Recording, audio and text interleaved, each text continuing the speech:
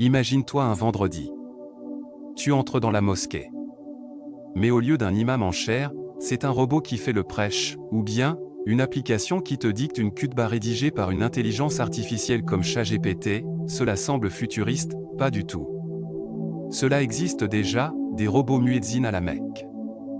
Des algorithmes qui répondent aux fatwas, des IA qui prêchent sur YouTube, mais...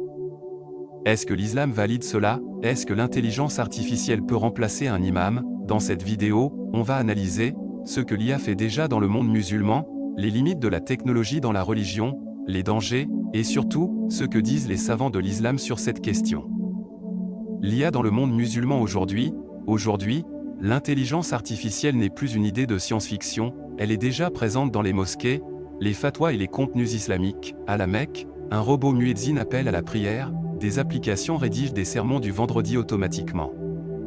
ChatGPT est utilisé pour poser des questions religieuses. Des imams utilisent l'IA pour préparer leur khutba. L'IA est rapide, elle peut analyser des milliers de hadiths, mais elle n'a ni foi, ni conscience, c'est eux qui différencient l'imam des l'IA.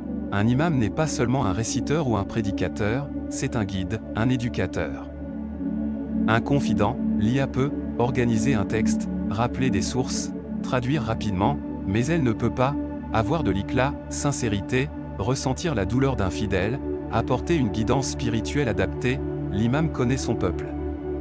Il parle avec le cœur, l'IA, elle, imite le cœur. Mais n'en a pas.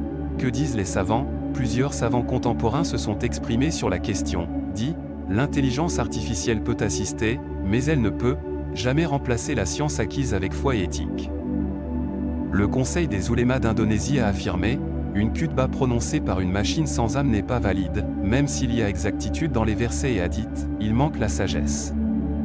Il manque l'intention, il manque le cœur. L'IA peut-elle donner une fatwa? Les fatwas ne sont pas de simples réponses automatiques, elles demandent une connaissance du contexte, de la jurisprudence, et surtout la crainte d'Allah, taqwa, si l'IA donne une mauvaise réponse. Qui est responsable? Peut-elle pleurer en lisant un verset? Peut-elle se remettre en question? L'outil peut aider les savants, mais ne les remplace pas. Les dangers silencieux, il y a des dangers cachés derrière cette technologie.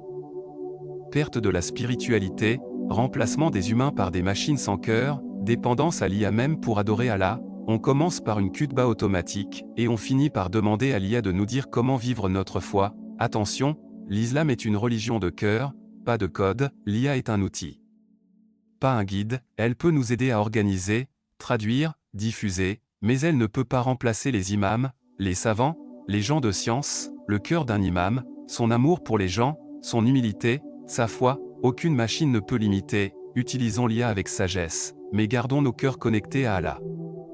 Dis-nous en commentaire, accepterais-tu une khutba lue par une machine?